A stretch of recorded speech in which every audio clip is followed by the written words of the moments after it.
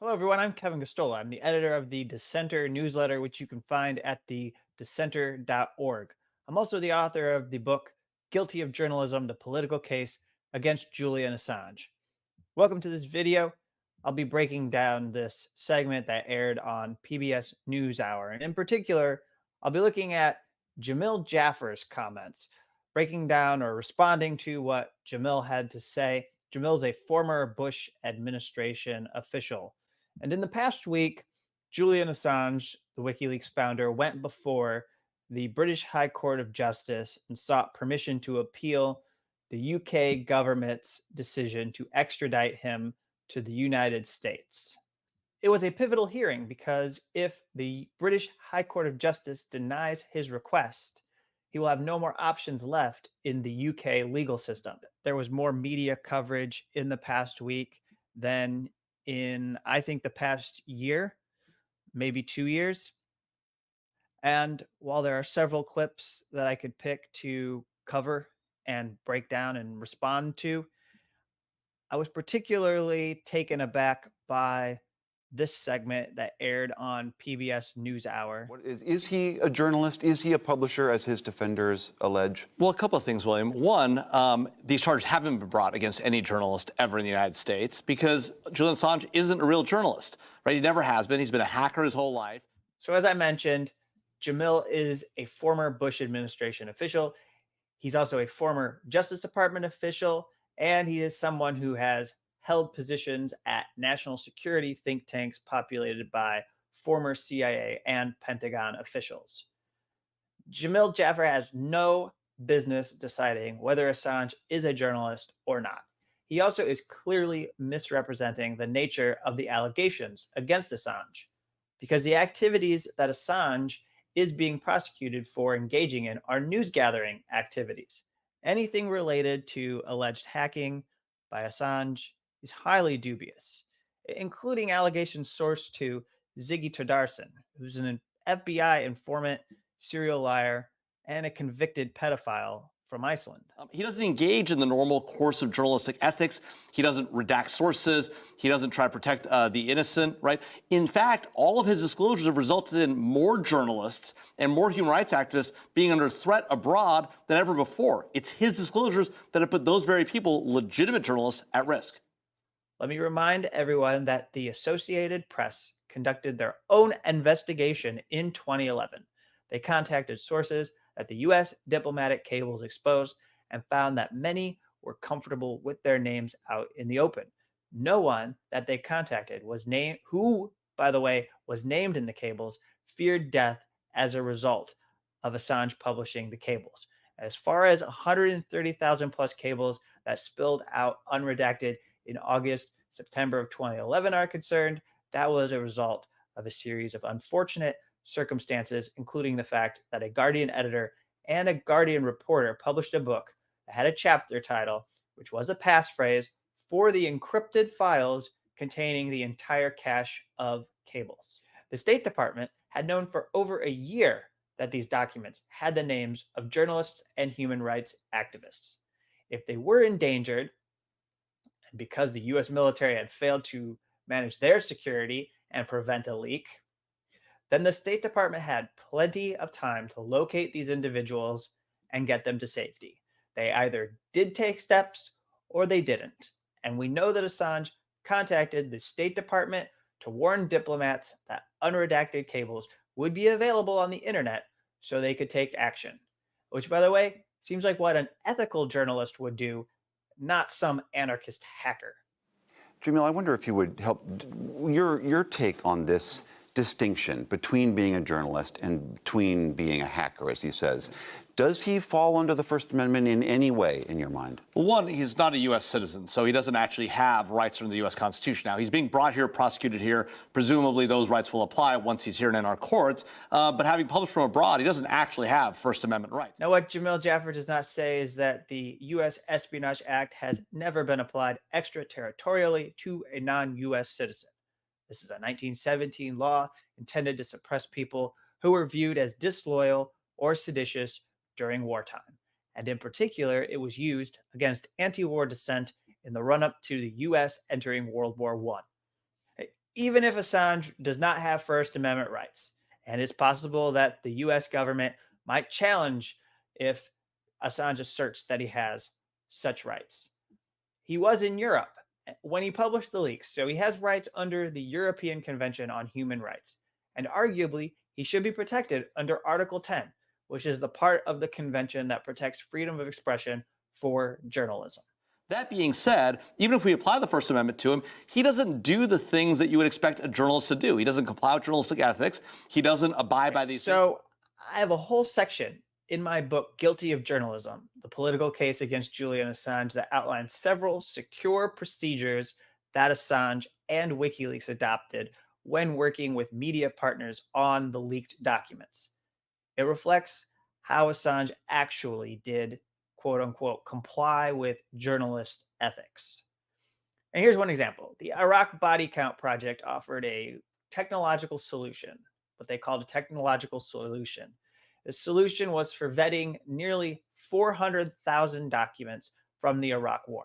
It stirred anxiety among media partners who wanted WikiLeaks to hurry up, even though they had no faster alternative. This involved, according to Iraq Body Count co-founder John Sloboda, the development of a specific software by which a painstaking exercise could be progressed automatically, and starting with redaction and working back from that towards unredaction of data. This process took enormous amounts of time. WikiLeaks was under multiple pressures to hit the publish button sooner, according to Sloboda, but stood firm by the principle of adhering to the best solution that could be conceived of to ensure that the released information could not cause danger to any persons. That does not comport with Jamil Jaffer's distaste for Assange, so I would not expect him to bring up any of this when appearing on TV. And yet, this is the truth. This is how Assange handled himself when he was working on the document. In fact, this whole reason the Ecuadorian embassy kicked him out after 7 years is he was behaving poorly while there. That's just not true. We know why Assange was kicked out by Ecuador. CIA Director Mike Pompeo boasted in his memoir, Never Give an Inch, that he was instrumental in Assange's arrest by British police and expulsion from Ecuador's London embassy. This is Pompeo's proclamation. I pursued Assange's extradition hard as CIA Director and Secretary of State, both because the American people and our CIA officers deserve justice, and because I wanted the Russians to know that I was on a mission to crush the nominally independent hacking groups they sponsored and used as their pawns. I lobbied the Ecuadorians to kick Assange out of his pathetic accommodations inside their embassy, and they finally capitulated on April 11th, 2019. US government officials had Assange expelled so that they could finally prosecute him. On top of all that, even if you put aside the hacking charges, right, journalists don't normally solicit classified information in the sense of like, go get the specific information out of a classified database. Oh, they don't? What does Jamil even know about journalism? Because over 75 media organizations use something known as Secure Drop. It's a submission system that improved upon the system that WikiLeaks pioneered for receiving leaks. Freedom of the Press Foundation was involved in developing Secure Drop. Each organization using Secure Drop has a page that solicits leaks that may include classified information. They don't say, don't send us classified information. The pages solicit potential sources who may have access to classified information databases. The key here is if it's in the public interest, media organizations hope information that is being concealed will be revealed. Journalists don't normally solicit classified information in the sense of like, go get the specific information out of a classified database. If they receive it, sometimes they'll publish it, but even when they publish it, they take efforts to redact information that is sensitive, protect sources and methods and the like, give the government a chance to respond. Julian Assange didn't do any of that because he's not a real legitimate journalist. And the idea that this prosecution would undermine any journalist's rights, it just makes no sense to me. So actually, Assange did contact the Pentagon. the Pentagon refused to respond constructively when asked about war log documents. They demanded WikiLeaks destroy the documents or return them. Of course, it doesn't make sense to Jamil Jaffer that civil liberties, human rights, and press freedom groups believe that the case is an attack on the rights of journalists. He's on the side of the people who keep secrets from the public. He's a defender of much of the state criminality that WikiLeaks has exposed, just by virtue of working for these think tanks. The people most upset and impacted by WikiLeaks because they were exposed to unwanted scrutiny are his colleagues. Jamil is a founder and executive director of the National Security Institute, which is at George Mason University, the Antonin Scalia Law School. And he's someone who says himself, he boasts about this, that he is a leader and founder of this bipartisan think tank at the National Security Institute.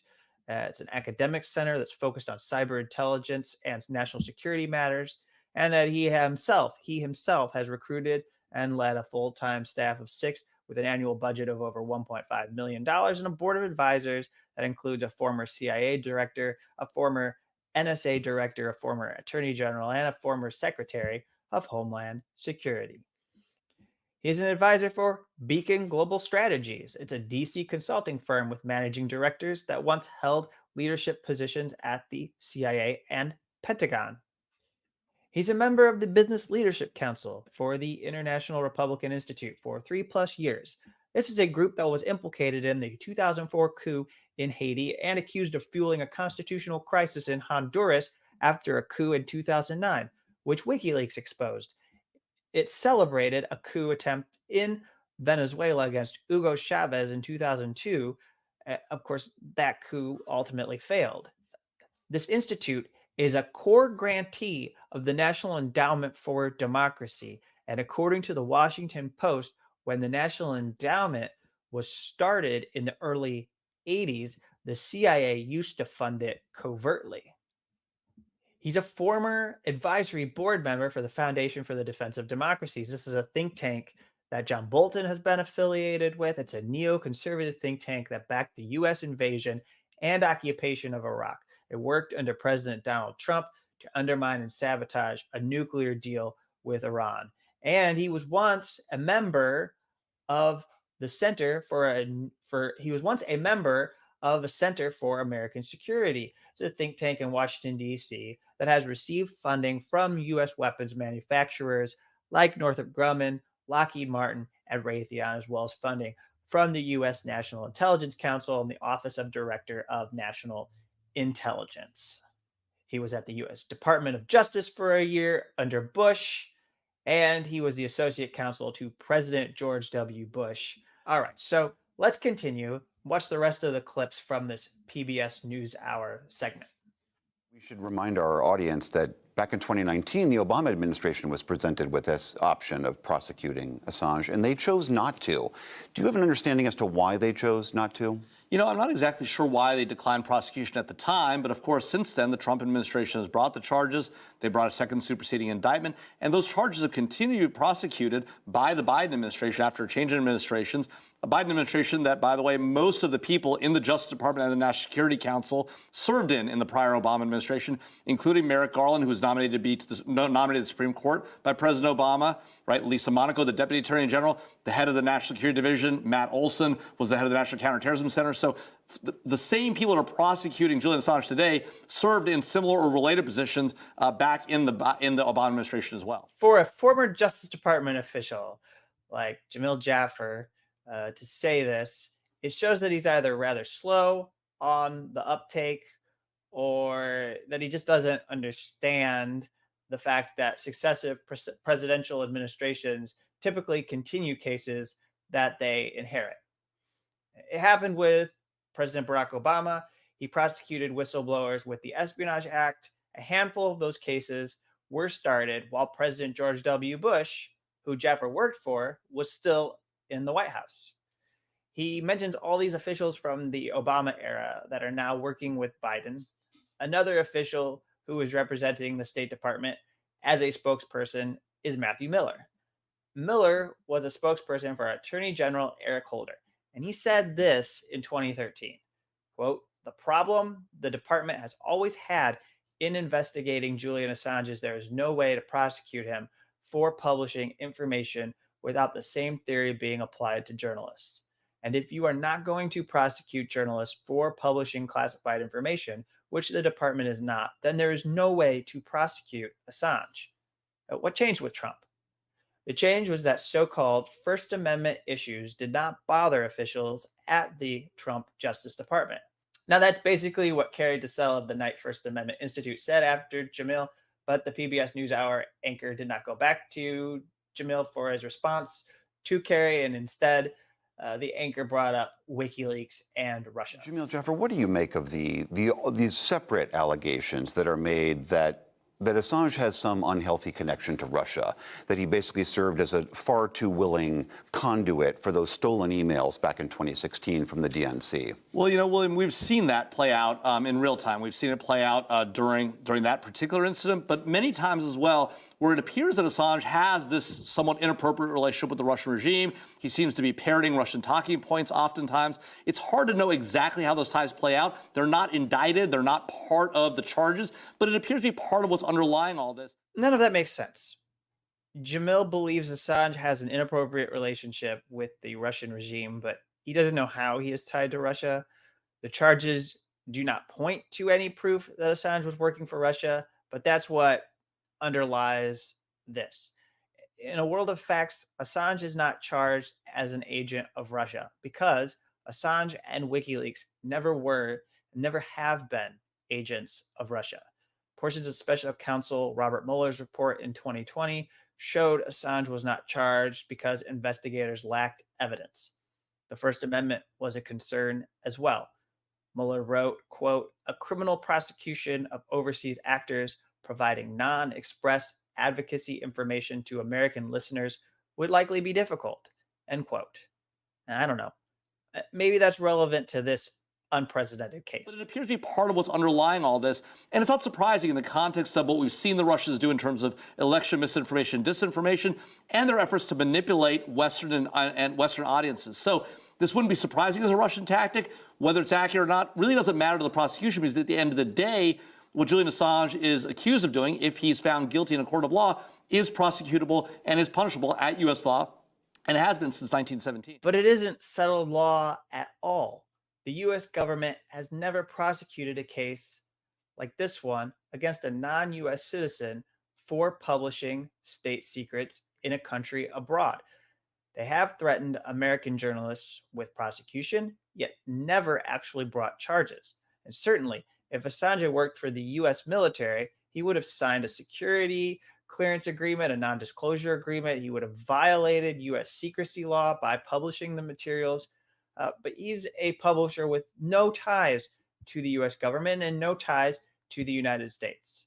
Jamil Jaffer would oppose Russia, China, and especially Iran if they tried to prosecute any international journalist or publisher for sharing their state secrets.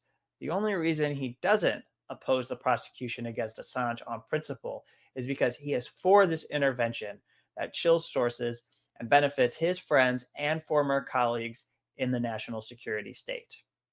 Thank you for watching this video. Again, you can subscribe to thedissenter.org and get the latest on the Assange case, as well as coverage of stories that involve whistleblowing, press freedom, and government secrecy. And also, if you go to project-censored.org, project-censored.org, you could purchase a copy of Guilty of Journalism, the political case against Julian Assange.